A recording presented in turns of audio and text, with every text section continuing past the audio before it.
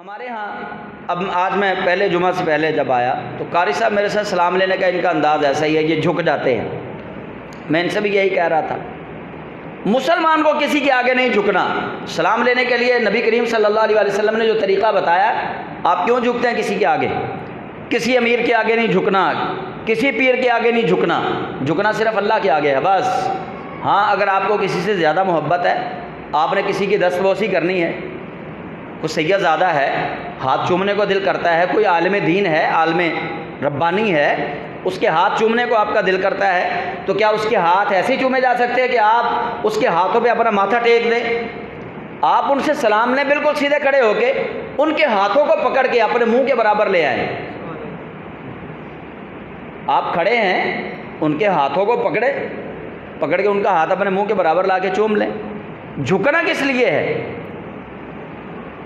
माँ के हाथ चूमते हुए जिस मुसलमान को शर्म आती है, बाप के हाथ चूमते हुए जिस मुसलमान को शर्म आती है, वो पीर के मैले कुचैले हाथ चूम के फ़ख्र महसूस करता है। क्या क़यामत की निशानी है ये! पीर के हाथ चूम के फ़ख्र महसूस किया जा रहा है, माँ के हाथ चूमने पे शर्म आ रही है, बाप के हाथ चूमने पे शर्म आ रही है। पीर के जूते उठा के सर पे रखे जा रहे हैं, हाँ जी, और माँ बाप का हुक्म जो है उसको पैरों तले रौंदा जा रहा है। माँ बाप की कदर ही कोई नहीं, उल्ट ज़माना आ गया। अल्लाह के हबीब सरवर कौनैन सल्लल्लाहु अलैहि वसल्लम, आपसे बड़ा जग में अल्लाह ने पीर बनाया ही कोई नहीं, हुजूर से बड़ा। सबसे बड़े पीर वो हैं।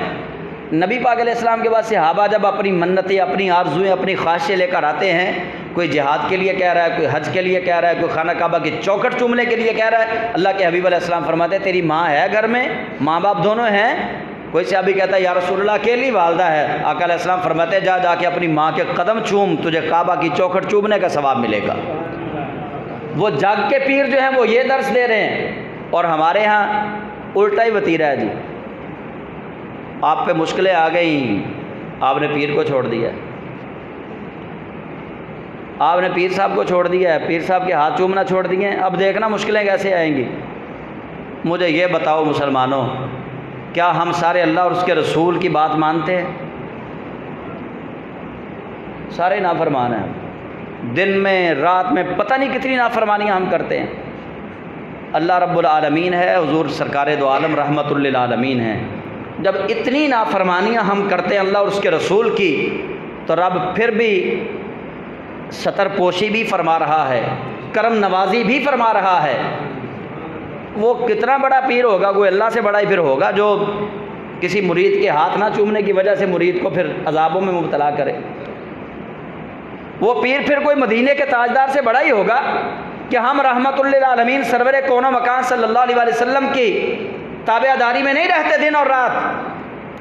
हमा वक्त हम बेअदब, नाफरमान, नबी पाक अलैहिस्सलाम के कितने अहकामात हैं जिन पे मैं अमल करता हूँ, मुझे पता है। हुजूर के कितने अहकामात हैं जिन पे आप अमल करते हैं, सबको पता है। जब उनकी वजह से, उनकी बेअदबी की वजह से अल्लाह हमारी सदर पोशी भी फरमा रहा है, करम नवाजी भी फरमा रहा है, तो फिर ऐसा नहीं हो सकता कि किसी ऐसा पीर जो अपने नाना जी के दीन के साथ, अगर कोई सैयद है तो अगर वो अपने नाना जी के दीन के साथ खालिस नहीं है, तो फिर वो ये कहे कि जी ये हमें छोड़ गया तो इस पे गम आ गए, ये हमें छोड़ गया तो इस पे जनाब मुसीबतें आ गई। नबी पाक अलैहिस्सलाम के सामने हुजूर के सहाबा पर कैसी कैसी हालतें रही हैं, सबको पता है। हज़रत खब्बाब बिन अलरत रज़ी अल्लाह तआला अन्हु, उनके वालिदैन, उनकी वालिदा और वालिद, उन दोनों को वालिदा की एक टांग एक ऊँट के साथ बांधी गई, दूसरी टांग दूसरे ऊँट के साथ बांधी गई। एक ऊँट को इधर दौड़ाया गया, दूसरे ऊँट को इधर दौड़ाया गया, और जिसमें मुबारका के 2 टुकड़े कर दिए गए, वो तो तब भी नहीं डोले। उन्होंने नहीं कहा कि या रसूल अल्लाह आपकी वजह से मुसीबतें आ गई। हज़रत अबू बकर सिद्दीक़ रज़ी अल्लाह तआला अन्हु का सर फोड़ा, आपका सर मुबारक ज़ख्मी किया खाना काबा में। कुरैश मक्का ने, आपके मामू आ गए, वो कहने लगे तुम्हें कहा था ना मोहम्मद को छोड़ दो। ये सारी मुसीबतें उनकी वजह से आई हैं। हज़रत अबू बकर सिद्दीक़ रज़ी अल्लाह तआला अन्हु फरमाने लगे मैं आप लोगों को छोड़ सकता हूँ पर उनको नहीं छोड़ सकता। ये आजमाइशें, ये तंगियाँ, ये तकलीफ़ें, ये तो आती ही अहले हक़ के लिए है। ये हक़ वाले लोगों पर आती हैं, नाहक लोगों पर तंगियाँ और तकलीफ़ें नहीं आती। आप देख लें कि अमेरिका हमसे ज़्यादा अमीर है, सहूलतें उनके पास ज़्यादा हैं, यूरोप के पास ज़्यादा है, इंग्लैंड वालों के पास ज़्यादा है, तो क्या हम ये समझेंगे कि अल्लाह उनसे राज़ी है? उन पर तकलीफ़ ही कोई नहीं आती, अल्लाह उनसे राज़ी है? ऐसा नहीं है। तो मुसलमान का मतलब है अल्लाह के आगे झुकने वाला। तो मुसलमान की ये तारीफ़ आप सब याद रख लेंगे, मुसलमान वो है जो अल्लाह के आगे झुके, किसी पीर के आगे झुकना नहीं। सैयदज़ादे का जो बाअमल सैयदज़ादा हो और पता चल जाए कि ये सैयदज़ादा है, बेशक उसके अंदर कुछ ना कुछ कमी भी हो अमाल की, फिर भी सैयदज़ादे की ताज़ीम और तौक़ीर वाजिब है कि वो खून रसूल है।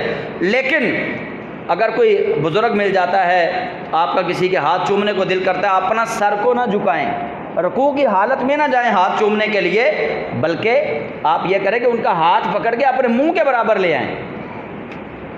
आप कभी आज ये प्रैक्टिस करके देखिएगा, जो नौजवान हैं वो अपने अब्बू के हाथ चूम के देखिएगा कि झुकना नहीं पड़ेगा आपको, अपने वालिद साहब से यूँ करके सलाम लें, वालिद साहब का हाथ पकड़ के अपना मुंह करीब करें और हाथ चूम लें, झुके ना किसी के भी आगे।